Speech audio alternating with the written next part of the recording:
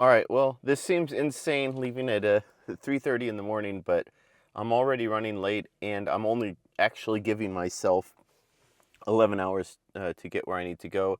And so I actually need to hit the road. So I'll catch you up maybe the first charging stop. See you there. Let's go. All right, so let's leave one light on. We'll leave a light on for you. So let's catch you up. Um, I am heading to the 2027, I guess it's going to be model year, whatever, or 2020, yeah. The Chevrolet Bolt block party. So I actually am supposed to meet up with them in the hotel lobby in, well, it's Universal Studios or whatnot. So I'm meeting up with them in the hotel lobby at like 2:30 p.m. So that's kind of why I got the early start out. So we left out at 3:30. This is actually, if I recall, it's about an hour earlier than I left to go to the BP Pulse Giga Hub when I visited that. But I have to be here, like, it's a more stringent timeline, and it's about a half hour earlier. So like I said, I'm only really giving myself 11 hours to make this trip. I didn't fully charge all the way to full, and I did have to cheat on this a little bit. So because of the nature, I drove 250 miles already yesterday, and so I ended up just plugging my juice box into the grid. So we're running on dirty grid power right now, but not all of it. We're down to 10%. Made it here to Patterson, the Flying J. And again, this is the one that I used when I went to the BP Pulse. It worked fine for me then. But when I came down with my Chevy Volt, people were having issues with this charger. So I wanted to check it out again. And I know even arriving at 10% battery, right? Like, I'm confident in making this stop here, because worst case scenario, I could have just, it's about another mile down and there's an Electrify America. And then once you're there, you get to kind of cut down and shave a little bit of time off the freeway too, because there's a road that goes out that direction. So I was fully confident in making it here and having enough that I have a few backup options in case something wasn't working. But these are working now, and I can't see a problem. They even fixed the little sheath on the charging handle that was broken the first time I used it. And this is, I think, the real big question for these Pilot Flying J's is, we know that chargers go down. It doesn't matter. Even, if you want to point to Tesla and say their superchargers are the example of the most reliable chargers that never go down, chargers still go down, superchargers still go down. Where Tesla sort of set themselves apart in terms of service from the other charging providers is their turnaround time in repairs. And so it's not necessarily if a charger goes down in the moment that's inconvenient, but if you return to that site a day later, a week later, a month later, and it's still down, that's a much bigger problem. So, we talked about Electrify America, what their SLAs are, service level agreement, in terms of repairing their chargers and their turnaround time. And we really do need these larger charging providers that people actually rely on to have, I would say, a 24 to 48 hour actual repair time, not a response time, but an actual repair time of between no more than 48 hours, but preferably less than 24 hours. So I don't know how long these chargers took to get repaired, but under the EVgo Extend program, they might have a faster SLA. They might just be repairing them faster. I didn't even make coffee this morning. I just kind of overfed the cats and put everything where it needed to be so I could make this trip as quickly as possible. I have a muffin and a banana, so I'll be having my breakfast soon, but I'm going to run and use the bathroom and grab a coffee, and 180-ish miles in less than 3 hours, so not super fast, but already on a decent pace, and absolutely no complaints. Charger started right up. Plug-in charge activation, auto charge activation works just fine. And the more you can shave off those little things that steal time, the better off you are in a trip. So yeah, so far we're looking good. So here we are, my Bolt to go see my old Bolt to go see the new Bolt. But as I was driving through Sacramento and Stockton, it made me realize by taking this trip as early as I did, I was able to beat rush hour traffic in Sacramento and Stockton. So even taking a gas-powered car like the Volt, I would have had to probably still leave about the same time. Like, had I tried to leave an hour later, it probably would have added on 2 hours to the time that it would have taken in the Volt, which would erase any advantage that it has over the Bolt EV in terms of travel time. When we're only talking 500 miles, there's already maybe an hour and a half difference between this car and the Chevrolet Volt. So I'm not really saving anything. And then this way I got to avoid that rush hour traffic. Time to wake up. So I'm going to grab some coffee, use the bathroom, probably not in that order, and then just decide how long I'm going to be here and where we go from here. So yeah. All right, so one of the odd things about this stop here in Patterson is that it's a little bit early. Like I said, I didn't leave with the full battery anyway. It's a little bit early because what this creates is a weird leg heading down. And I put in Kettleman City as the next stop, which is about 126 miles. And that really does, for me to feel comfortable making it at 75 miles an hour, really does require me to have, close to 65% battery sort of as a minimum.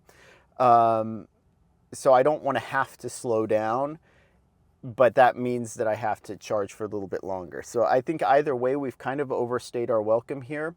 Yeah, so I'm going to take another swig of coffee and let's get ready to hit the road. All right, so a bit of an audible here. It was just convenient and easy to pull off here at the Firebaugh Panoche Shell. Nice Electrify America station here, bathrooms if you need to use it. There are actually 2 Rivians plugged in at the Rivian Adventure Network. As I was just pulling into the station, and after I hooked up, I walked back there really quick just to check, and they had already left. So apparently just ships passing in the night, so I was actually just surprised to see anybody really on the road. Like I said, it's 8 a.m. on a Wednesday, right? So just surprised to see too many people on the road. But the other thing too is I did want to check this. So I did a bit of a rant video yesterday because Electrify America was really grinding my reduction gear. And just the hoopla and the rigmarole of logging in through that app is just a pain in the rear. And to be fair, it didn't log me out this time, but same issue with the app. It shows the station in the map, but until you can actually bring up the station details, there's literally nothing you can do to activate a charger. So I mean, I know people do their little road trip, like the cannonball runs or whatever, like the out of spec style stuff. I feel like if you have like a co-pilot or you're trying to do like a cannonball run or something, I feel like you almost have to have the app out, open, and already be attempting to open up the specific station when you're still 3 or 4 miles away, right? Like minutes out, because it literally takes several minutes just to get the app to load. And I toggled back and forth between cellular connection and Wi-Fi before it would actually connect. So Electrify America needs to do something. Like I said, just the idea that you have to use an app in the first place in this day and age is atrocious. And, you know, other apps are laggy too. Like the Tesla app has its issues as well. It's pretty laggy. Luckily, I don't have to use the EVgo app. I don't have to use the ChargePoint app. So apps are just kind of like, I feel like, hello, it's like the 2010s calling. They want their technology back. There's absolutely no reason for it. You know, and I mean, you could say, well, RFID cards are even older school, but yeah, until you've had the pleasure of literally activating a charger in a second, because you're there grabbing the handle and swiping your RFID card and it's done, right? Like it's activated, it knows who you are, your account is there. You have the option of auto charge too. That's a more modern version of it, but either way, like the app is this sort of weird middle ground that I don't think we need to be encouraging CPOs to be using anymore. It's just an overall negative experience. So hopefully Electrify America, you know, whether they want to just activate auto charge or plug-in charge for everybody, or get some sort of an RFID card or something, but this app portal it just isn't working.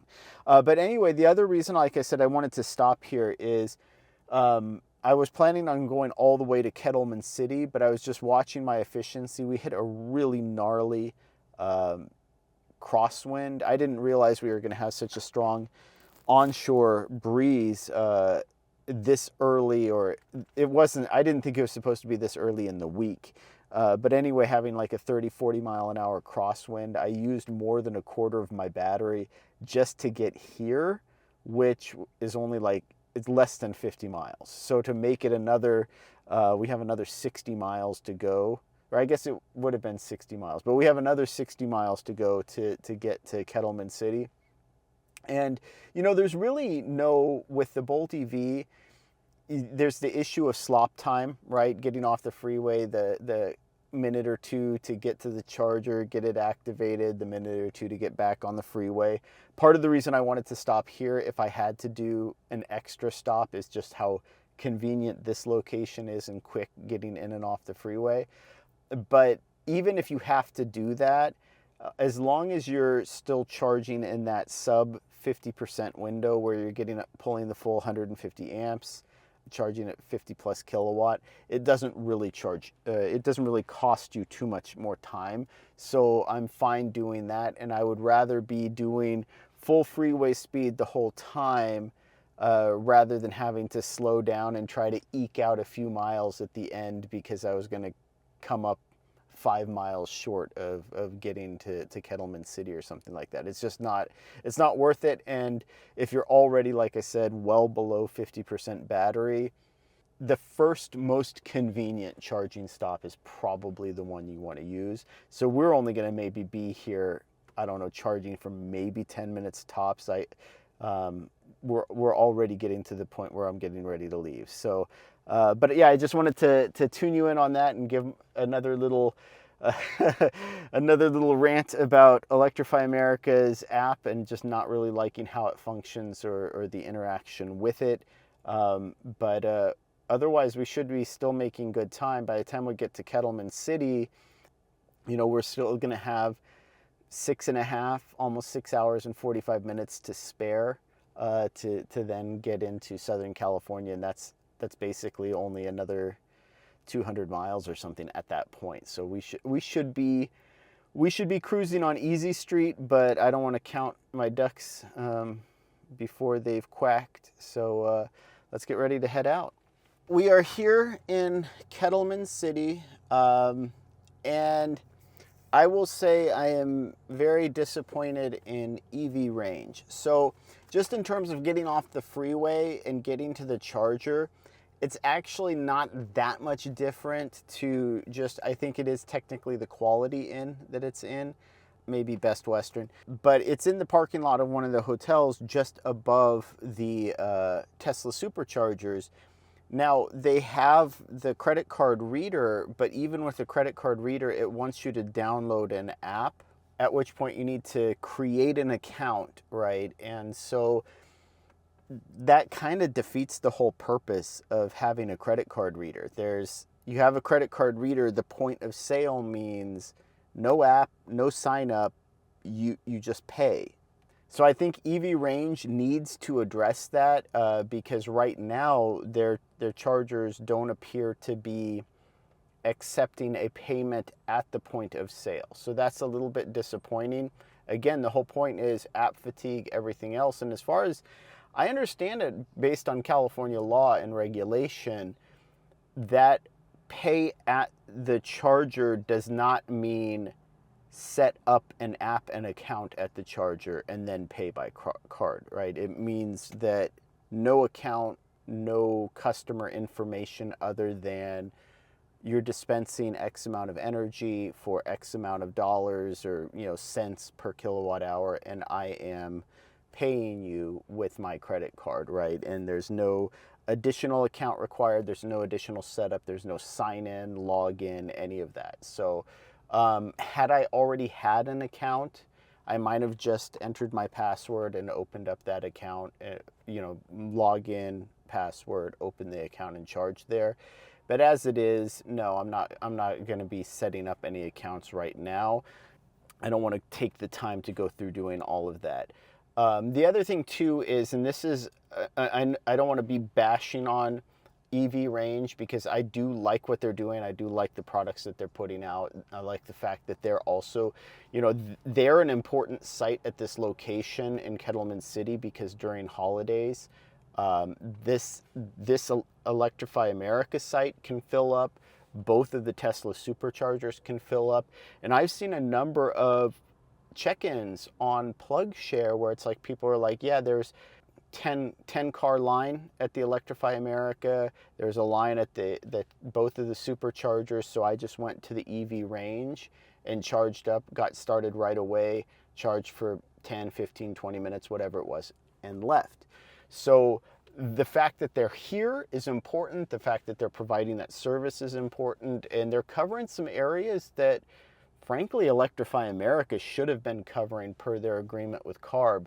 So I don't want to cast too much shade on EV range, but they do need to make sure that, like, when they have a credit card reader and you're paying at the point of sale, you just pay and it activates the charger. And then the other thing that I was going to criticize about them is they do list their chargers as 350 kilowatts, which is sort of disingenuous the way that the industry does, right? So when they say 350 kilowatt, they're saying for 900 to 1000 volt cars, right? It's a max of 350 amps. And that's a very important distinction because effectively those aren't 350 kilowatt chargers, those are 150 kilowatt chargers, with the bonus that cars that can charge at 200, 300 kilowatt on 800 volt or higher architectures can get those speeds, right? So it's a little disingenuous to advertise those as 350 kilowatt. They really are 150 kilowatt, or you could even say 200 kilowatt if you wanted to, but they are only 350 amp.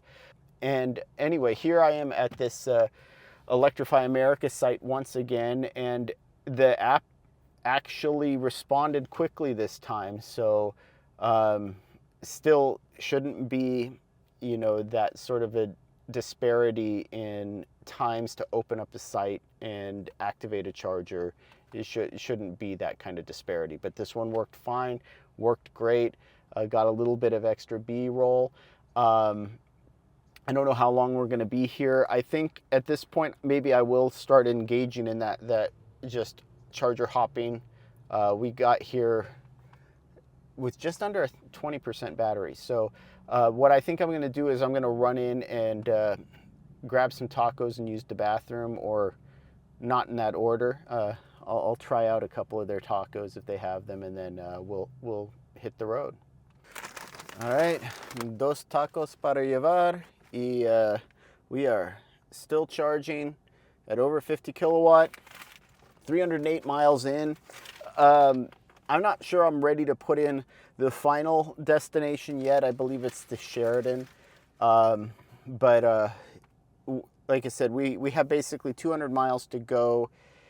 And by the time we're done with this charge, we'll have another 4.5, 5 hours before we need to be there. So maybe I'm cutting it a little bit close. Like I said, the driving speeds shouldn't be an issue. It's just, if we need to charge. So that's right now, I think we're a little under 50% still, 18 minutes in. So we'll probably take off pretty soon. I'll be trying to keep this from here on out in the meat of the charging curve. So I'm just looking up now, but I kind of want to do charge point next at Buttonwillow, because this is one of those sites where if Mercedes-Benz really wants to make an impact, they'll put in their new hyperchargers there. It is a Starbucks location, and there's already a charge point and a supercharger there.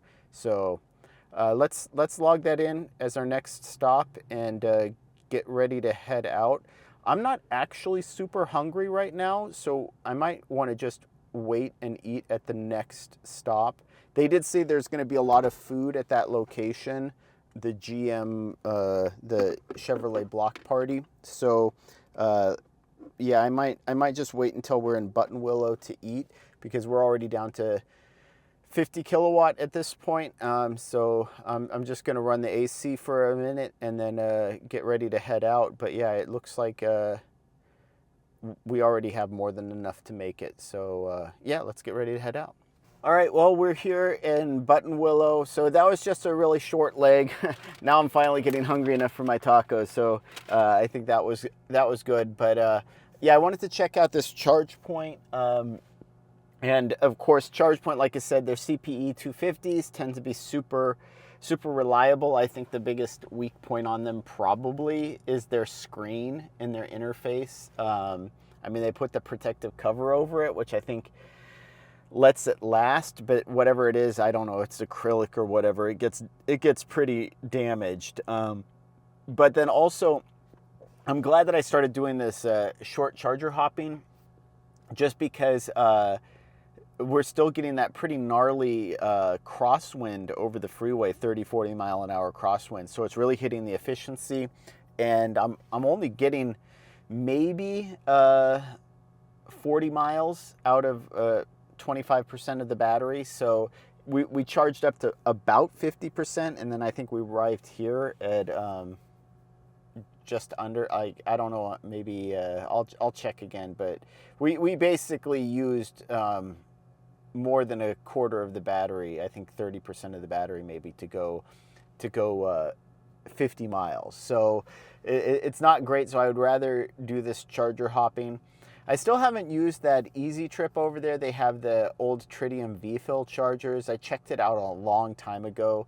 They weren't up at the time, but I think maybe they are now. But I think Easy Trip might actually now have been folded under Pilot Flying J. So maybe an opportunity to upgrade, to do some changes here. And then speaking of which, one change I didn't realize for this site is we were co-located, the charge points were co-located with a Tesla supercharger already. I think it's V2, I'm not sure. I don't know if it's open to non-Teslas. But then now there's also a Rivian Adventure Network, and again, I don't know if that one is open to non-Rivians. So just all sorts of new discoveries here. But this is a great location, so that basically makes now 4 charging stops off this one location, depending on different vehicles. And I still stand by what I said. This is a Starbucks location. I don't know if Mercedes is still following through on that, but honestly, they could dogpile on and we could actually have 4 different CPOs, like just get like two dual port Alpitronic hyperchargers in here next to the Rivian Adventure Network, and you basically have 4 CPOs operating out of a fairly decent sized parking lot, but off of I-5, and really just a great stop. Like I said, that Easy Trip though, they've got that Willow Ranch restaurant and barbecue. Now that's sort of calling to me. I better eat my tacos. All right, so something weird I noticed. It looks like the charge point station at the base of the Tehachapi's is down, or it's not listed on PlugShare right now, but in its place is one of the Nevi awards for, I think, the 060. And then there was a random check-in that was basically said that the site was marked open. So I don't know if there's just some mix-ups going on. I'm not sure exactly what's happening there. The only thing is, I think I have enough energy to make it to the rest area in Lebec, and so, and the charge point there is a little bit out of the way. So I think if I get to that exit and I look like I'm short of getting up the mountain, then I might stop in, but I just don't think that it's necessarily worth it right now for me to check it out. Unverified site, possibly the charge point was taken down, and it is a little bit out of the way. So what I think I want to do is just kind of head out now, and then we'll charge up for as long as we need to in Lebec. Like I said, I think we have, I'm guessing, I didn't put the final destination in yet, but I think we have about 140 miles, and at this point now about 3 hours to get there by the time that I would like to get there. So I think we should be fine, but we should probably just head out now. So let's hit the road. All right, so we made it to the Lebec rest area, 11%. Now, I did see the charge point chargers as we were coming up at the Tejon outlets or whatever, the ones on the west side of the freeway. They were lit up. It looked like someone was there using them. So I don't know with PlugShare, maybe it's possible that the location got pulled. Like I said, it looks like that maybe that same address is the Nevi awarded site, and maybe someone pulled the charge point site thinking that the Nevi site is going to replace it. I don't know. I think that's a great location for one of the Nevi sites. There's a supercharger that I've been by a couple of times. One of Tesla's very first superchargers, and then I stopped by there once, I think, when they were expanding it. I think it might still be V2 though. But that little corner there, and then of course there's a Petro, and seeing how BP Pulse has been acting, I would not be surprised if that Petro is also getting a very high power charging site. So, and that's a really good location in the sense that it's right there at the base of the Tehachapi's, and so you're able to charge up before you go up the hill. And actually, I just saw, so this station is really busy for like literally just an afternoon. Just an afternoon on a random Wednesday. There's a Bolt EV that's still, it's plugged in and parked next to me, a white one. I have to wonder if that's the same exact white one that I saw last time.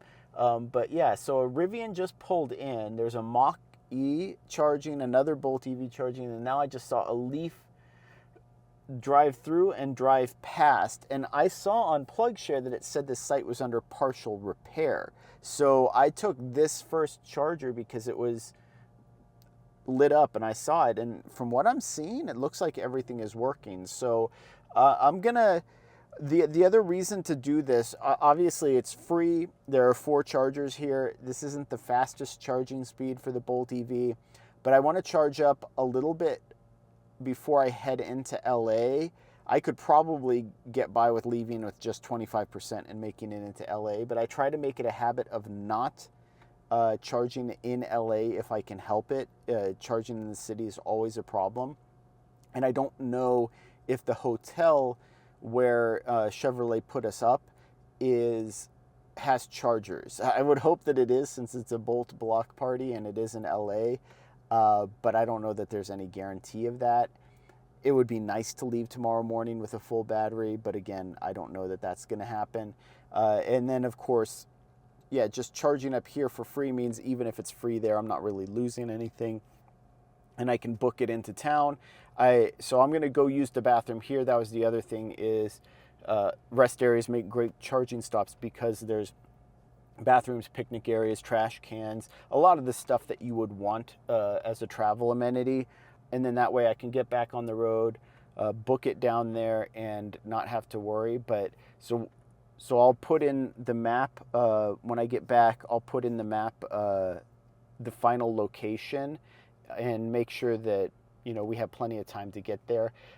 My estimate is we'll leave here with about 2 hours to get there, and then that should be more than enough battery and more than enough time.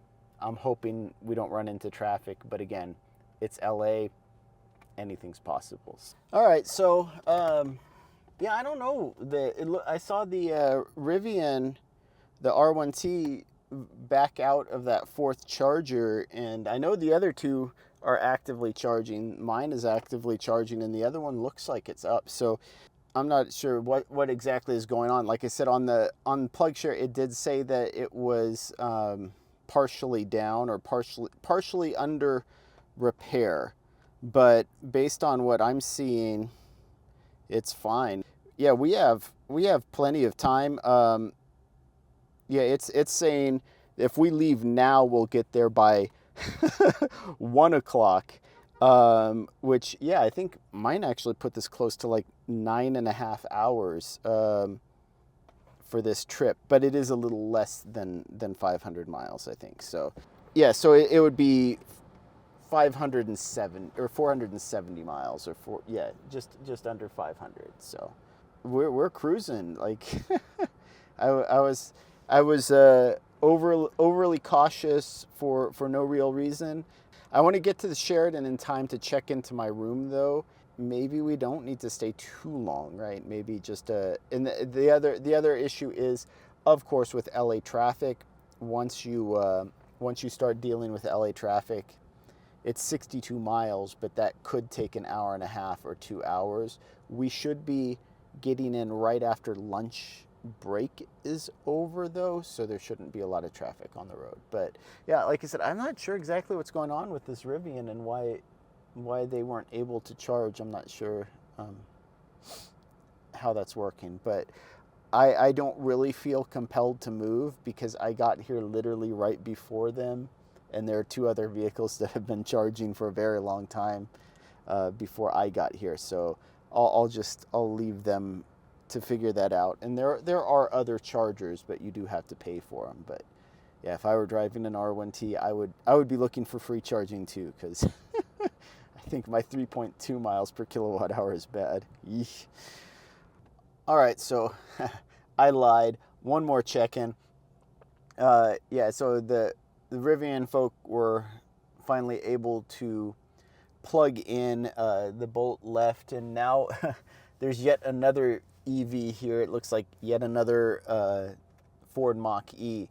And, it got me thinking, because, I mean, I know the Bolt was here, the white Bolt EV was here, and then I joined them as well. But obviously, free chargers are popular. Go figure. Charging for free is going to be popular, especially in a state like California. But this site is really in the middle of nowhere, so I can't imagine that we have too many locals coming over here. It just doesn't seem like it makes sense for them, even for free charging. But one thing I did note is, the Bolt EV is kind of a holdover, if you will, in the sense that it's sort of the last of the small, highly efficient EVs that most automakers paired a very small battery with. So I'm thinking of like the original Hyundai Ioniq, you have the BMW i3, you have the original Nissan Leaf, and then later variations of it. And then following the Bolt EV, you had a couple of entrants, right? Like the Hyundai Kona and the or the Kia Niro EV. But for the most part, this is sort of the last of that generation of small city cars. And then the Bolt EV just happened to be paired with a much larger battery that made it more capable than most of those other vehicles in terms of long trips, right? So, and like I said, I'm really thinking of that original generation. And GM, you know, they also had the Chevrolet Spark EV that sort of fit that same category where you're only looking at 20 kilowatt hour battery pack. So the Bolt EV is, like I said, one of those last holdovers.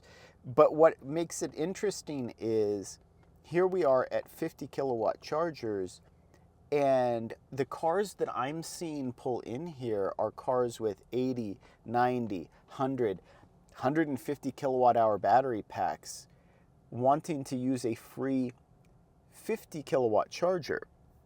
And with those much bigger battery packs and those much larger format vehicles, you also getting less efficiency. So for me in the Bolt EV, or if say someone in a Hyundai Kona or a Kia Niro were to stop in and plug at this charger, we wouldn't be seeing our peak charging speeds, but because we're generally, even at freeway speeds, in the 3 to 4 mile per kilowatt hour efficiency range, charging at a 50 kilowatt charger, you're still looking at adding about 200 miles of driving range in an hour. I don't know how long a Rivian R1T or even a Ford Mustang Mach-E would need to plug into a charger like this to get enough out of it to be worth the difference in time of them using a faster charger that better accommodates their much, much larger battery packs. Just a random thought. Like I said, it makes me wonder because, like I said, driving this Bolt EV, one of the great flexible aspects of it is you don't feel the need to shy away from 50 kilowatt chargers. Yes, you're losing 10, 15 minutes per charging stop if you're exclusively using 50 kilowatt and slower chargers. But in the greater scheme of things, like the more convenient locations, the cheaper locations, and you're really not losing that much compared to how much faster would a Rivian be charging on the Rivian Adventure Network or a Mustang Mach-E be charging on a Tesla supercharger, right? So, yeah, just a random thought while I sit here and enjoy the AC and get ready to head out. All right, so on second thought, I think I'm going to go ahead and unplug. We're over 50%. It's all downhill from here. And so it was a prologue on the other side of the Mustang Mach-E. So there is a prologue, 2 Mustang Mach-Es, and now, yeah, I think it's an Audi e-tron and a Nissan Ariya.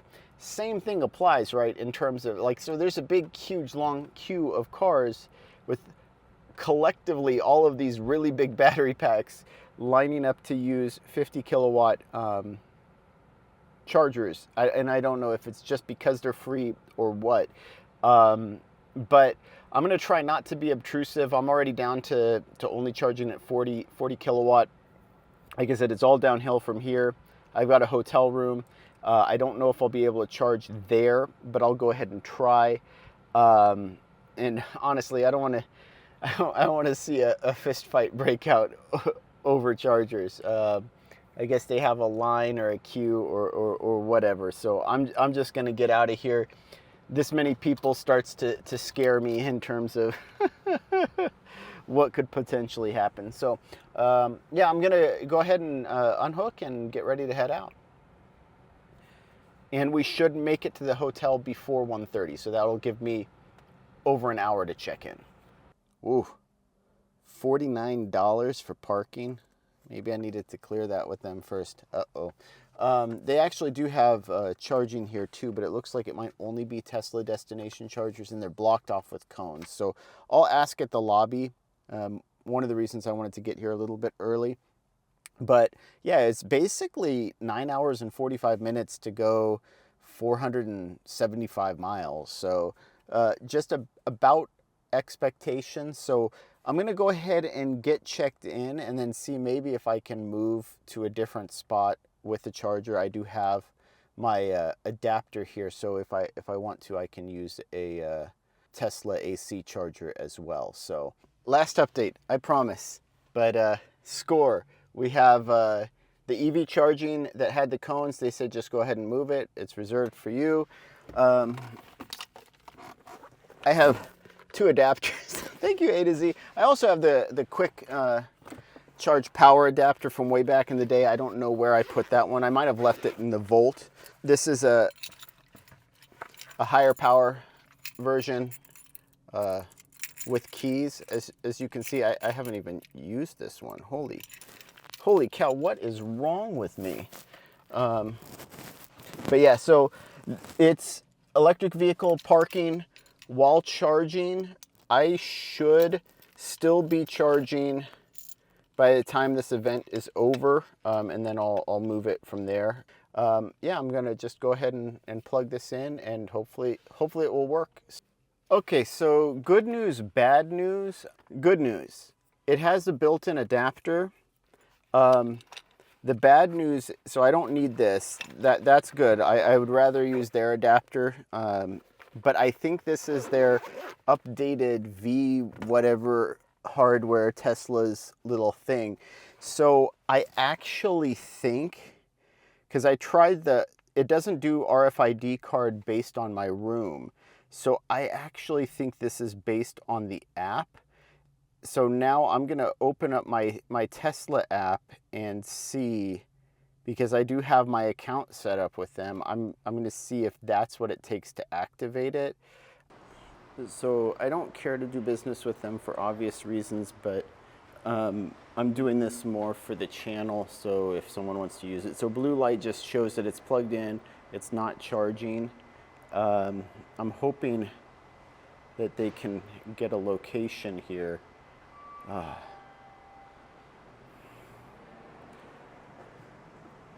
So much for it being easy, right? So yeah, they're showing here because there's superchargers outside, but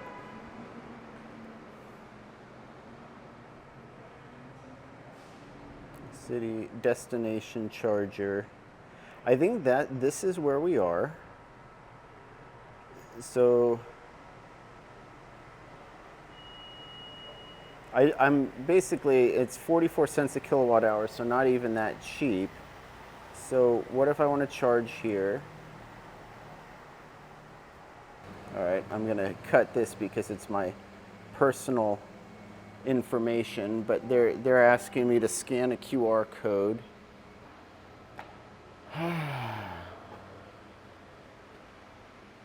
So much for Tesla reliability, huh? It might have also timed out, so I'm gonna give it the option of, or maybe I have to activate it first. Nope, just bad.